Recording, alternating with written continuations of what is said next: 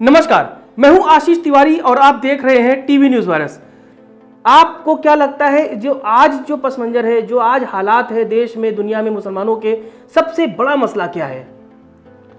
देखिए, सबसे बड़ा मसला तो ये है कि हम हिंदू मुसलमान हम अलग हैं, बल्कि हम एक ईश्वर की संतान, एक माँ बाप की हम औलाद हैं।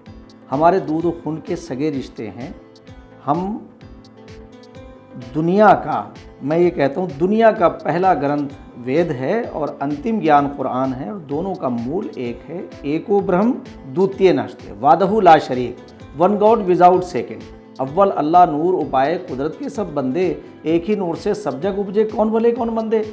तो आशीष जी, मैं आपका धन्यवाद देता हूँ कि आपने मुझे अपने स्टूडियो में ये मौका दिया कि मैं अपने देश के लोगों से कहना चाहता हूँ, पूरी दुनिया के लोगों से, कि हमारे दूध और खून के रिश्ते हैं।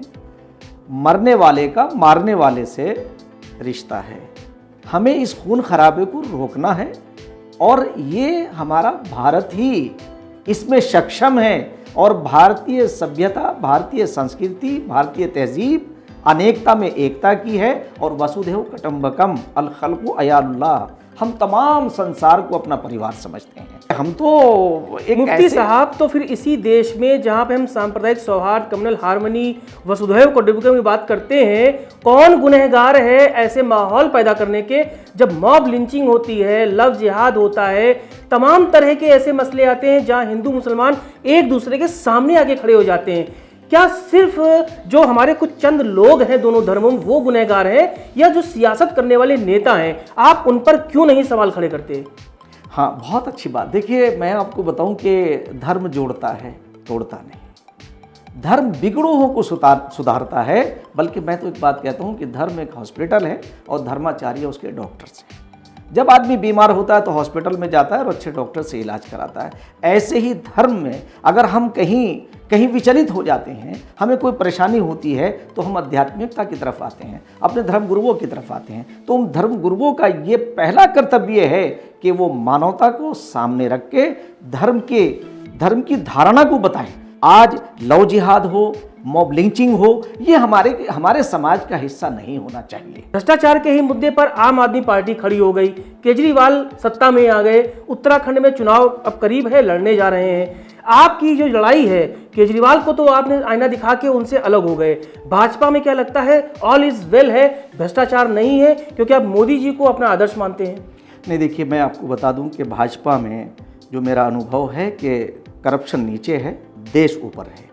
और हमारे प्रधानमंत्री नरेंद्र भाई मोदी जी ने जो सबका साथ सबका विकास का नारा दिया, तो उसमें मैंने ये देखा है कि उसमें किसी के साथ भेदभाव नहीं हुआ। अगर गरीब हिंदू है उसे भी मकान मिला है, उसे भी कनेक्शन मिला है गैस का, और अगर गरीब मुसलमान है तो उसे भी मिला है। और गरीब किसी भी बिरादरी, किसी भी जात का हो, किसी भी इलाके का हो, उन्होंने इसमें कोई भेदभाव नहीं किया है। अब जहाँ तक ये सवाल है जो आपने कहा कि अरविंद केजरीवाल का आपने नाम, मैं बड़े दुख के साथ ये बात कहना चाहता हूँ कि जो परिवर्तन एक आने वाला था, ये कहते कुछ हैं और करते कुछ हैं। जिस आदर्श की बात करते थे, कहाँ गया वो आंतरिक लोकपाल, कहाँ गई वो सारे आपके वादे कि हम कुछ अच्छा करेंगे। आपने कहा भाजपा में बहुत अच्छा है, सबसे ऊपर देश प्रेम है, देशभक्ति है, कम्युनल हार्मनी है, सबका साथ सबका विकास की बात है। योगी जी कहते हैं कि देवबंद में एटीएस का सेंटर खुलेगा। डिप्टी सीएम केशव प्रसाद मौर्य कहते हैं, जब सवाल किया जाता है कि वहीं क्यों, तो कहते हैं जहां शक होगा, जहां पे संदेह होगा, वहां पर ऐसा सेंटर खोलना, उनके सर के ऊपर खोलना बहुत बड़ा जो है कदम है, बहुत बड़ा मैसेज है। नहीं, तो उसमें क्या वो है? अगर मान लीजिए कहीं कोई ऐसा कोई केंद्र बनता है और हम बिल्कुल पाक साफ हैं और हमारा देवबंद में ही क्यों? देवबंद में बने, सहारनपुर बने, कहीं और भी बने। मैं तो इसके बनने में जहां भी, क्योंकि हमारा लॉ एंड ऑर्डर जो है मेंटेन होगा, कौमी एकता। तो यानी कि देवबंद में लॉ एंड ऑर्डर नहीं है, अयोध्या में बन जाए, काशी मथुरा में बन जाए? नहीं, ऐसा नहीं है। मैं ये नहीं कह रहा हूँ कि देवबंद में, मैं तो ये कहता हूँ अयोध्या हो, देवबंद हो, सब जगह अगर कहीं भी गवर्नमेंट को ये महसूस होता है कि भाई यहाँ हमें जो है ज़्यादा सुरक्षा की भावना को सामने रखते हुए यानी काम संदेह हो रहा है वहाँ पे। तो इसमें नहीं, संदेह का इसे संदेह में नहीं लिया जा सकता। और मैं समझता हूँ कि इसमें कोई संदेह नहीं होना चाहिए, कि संदेह का लफ्ज भी नहीं आना चाहिए, बल्कि अगर सरकार डिप्टी सीएम केशव प्रसाद मौर्य ने कहा कि चूंकि देवबंद से हमें शंका होती है, वहां आए दिन मसले होते हैं, तो वहां खोलना एक बहुत बड़ा मैसेज पूरे एक खास वर्ग को है। नहीं, मैं एक बात ये कहना चाहूँगा, देवबंद को अपनी शफाफियत के लिए, अपने बिल्कुल स्पष्टीकरण के लिए देवबंद जाना जाता है। देवबंद में कोई ऐसी चीज़ नहीं है, और देवबंद में अगर कोई ऐसी चीज़ आए तो वहाँ के लोगों को वो तो भाई, अगर कहीं कोई ऐसी शंका आपको लग रही है और आप ये कह रहे हैं, तो आइए देवबंद, दारुल देवबंद की बात मैं कहता हूँ, वो किसी सियासी तौर से किसी के अंडर में नहीं है। वो अपना एक आज़ाद स्वतंत्र इदारा है, और उसने जंग आज़ादी में जो रोल उसका है वो, और भाईचारे में जो उसका रोल है, वो किसी दुनिया में किसी आदमी से छुपा हुआ नहीं है। मुफ्ती साहब, आपने आम आदमी पार्टी अपने उसूलों पर छोड़ दी, भाजपा क्यों ज्वाइन की? नहीं, मैंने आपको बताया कि भाजपा में देखिए अलग अलग लोगों के वो होते हैं। जब पार्टी कोई बड़ा परिवार होता है तो लोगों के मत भी थोड़े बहुत आगे पीछे हो सकते हैं, मगर कुल मिला के जो एक चीज़ है वो ये है कि देखिए पिछले 54 सालों में अगर आप देखें, देश के अंदर वोट बैंक की राजनीति हुई है।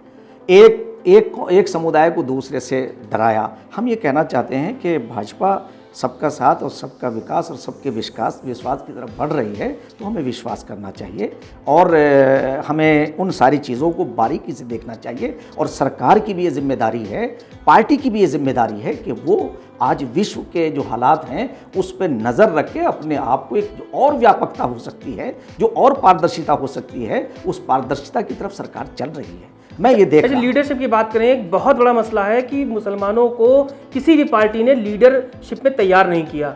यूपी में आप बहुत अच्छी संख्या में, पश्चिमी यूपी में बहुत बड़ा डिसाइडिंग फैक्टर आप होते हैं, यानी मुसलमान कौम होती है, लेकिन जो लीडरशिप होती है वो कभी तैयार नहीं करती पार्टियां, भाजपा, कांग्रेस या कोई भी पार्टी हो। आपके अंदर क्या लीडरशिप क्वालिटी नहीं होती, या आपके क्वालिटी को पार्टियां दबा देती हैं? नहीं, ऐसा भी नहीं है, ना पार्टियां दबा सकती हैं और ना लीडरशिप की कमी है। पहली बात तो मैं आपसे ये कहूँगा कि हिंदुस्तान के अंदर ये बात नहीं होनी चाहिए। यहाँ कोई मुस्लिम या हिंदुओं में कोई अगर कोई नॉन मुस्लिम है यानी हिंदू है, तो वो दोनों का लीडर है, उसे दोनों लोग वोट देते हैं, हिंदू भी देते हैं, मुसलमान भी देते हैं। इसमें लीडरशिप की बात नहीं आनी चाहिए, बल्कि मैं तो आपसे ये कहूँगा आज की जो लीडरशिप प्रमोट करना चाहिए पार्टियों को, नहीं, उसमें पहले उनके अंदर वो गुण तो पैदा हो जाए। क्या मुसलमानों में गुण नहीं है? मैं आपको बताऊं ना कि अभी मैं कहना नहीं चाहता हूं, कुछ लोग जो हमारे एमएलएज हैं, हमारे लीडर्स रहे हैं मुसलमानों के, उन्होंने मुसलमानों को नुकसान दिया है। क्या यही वजह है कि जामा मस्जिद के शाही इमाम ने जब यूडीएफ बनाई, यूनाइटेड डेमोक्रेटिक फ्रंट नाम से एक तंजीम बनाई और एक प्लेटफॉर्म खड़ा किया कि देश भर में मुसलमान अब इस बैनर के तले आएंगे, चुनाव लड़ेंगे। हालांकि वो अलग अलग पार्टियों में भी रहे, मैं नाम नहीं लूंगा उनका। ऐसे जब प्रयोग आप लोग करते हैं, आप मतलब मुस्लिम कौम करती है, नाकाम हो जाती है, तो ये पार्टियां, समाजवादी पार्टी, बहुजन समाज पार्टी, एक दो नेताओं को खड़ा करके टिकट देके पूरी लीडरशिप को कहती है कि हमारे साथ जुड़ी हुई है। क्या आप यूज एंड थ्रो हो जाते हैं? हाँ, ये आपकी इसमें बहुत दम है आपकी इस बात में। पहले तो मैं कहूँगा कि हिंदुस्तान के मुसलमानों की जड़ें हिंदुस्तान में हैं। वो हिंदुस्तान को अपना मुल्क समझते हैं, भारत को अपना एक ऐसा उनकी भावनाएं उससे जुड़ी हुई हैं। मैं आपको दावे के साथ ये बात कह सकता हूँ, क्योंकि मेरी भावना यही है, तो मैं सबके अंदर वही भावनाएं देखता हूँ। यहाँ आप जिन लोगों का नाम ले रहे हैं, उनका चरित्र मुसलमानों में ये गया कि भाई उनसे ख़राब हिंदू लीडर नहीं हैं। जो हिंदू नेता हैं हमारे एमएलएज के उसमें आते हैं या एमपी होते हैं, जनप्रतिनिधि कहलाते हैं। मैंने अब तक ये देखा है, ख़ासतौर से बीजेपी के मैंने जो नेता मेरे संपर्क में आए हैं, मैं उनके नाम भी ले सकता हूं, मगर उसकी ज़रूरत नहीं है। उन्होंने किसी भी जगह कोई ऐसा भेदभाव नहीं किया है, और ये बात नहीं होनी चाहिए। और मुसलमान बिल्कुल इस बात को सही समझता है। उसने जब ये गलती की है कि इन हिंदू और मुसलमानों को अलग करके ये देखा कि क़यादत का क्या मतलब है। भाई, हमारा देश का प्रधानमंत्री हमारा कायद है, हमारा लीडर है, वो हम सबकी बात करता है, 130 करोड़ की बात करता है। उत्तराखंड सरकार में बीते 20 सालों में जो मदरसे की डिग्रियां हैं वो रद्दी हैं। मैं रद्दी का प्रयोग इसलिए कर रहा हूं कि मैंने खुद सैकड़ों खबरें कवर की हैं, मुख्यमंत्रियों से बात की, उनको कोई मान्यता नहीं है। जो भी आलिम, फाजिल, काजिम की जो भी डिग्रियां मिलती हैं, जब वो अपना पासपोर्ट बनवाने के लिए पासपोर्ट दफ्तर जाते हैं तो वहाँ पे अशिक्षित यानी निरक्षर यानी इलिटरेट लिखा जाता है, क्योंकि उत्तराखंड सरकार में मदरसा बोर्ड की डिग्रियों को मान्यता नहीं है। बाकायदा दफ्तर चल रहा है, हाथी सफ़ेद बन के खड़ा है। हरीश रावत हो चाहे भाजपा सरकार हो, आप क्यों नहीं इन मुद्दों को उठाते? आप उत्तराखंड आए हैं, भाजपा सरकार है, धामी जी से मिलिए कि मदरसों की डिग्रियों को मान्यता दीजिए, क्यों नहीं कहते? नहीं, ये आपने बहुत अच्छी बात की। मैं धामी जी से सीधे एक निवेदन करना चाहूँगा कि ये मुख्य धारा से जोड़ने का एक बहुत अच्छा आपके पास एक माध्यम है, ये मदरसा बोर्ड है। मैं ये समझता हूँ कि अगर उसमें योग्य लोगों को शामिल किया जाए तो ये मुख्य धारा से भी जुड़ेंगे और लोगों की बहुत सारी गलतफहमियाँ जो आपस में हैं वो दूर होंगी।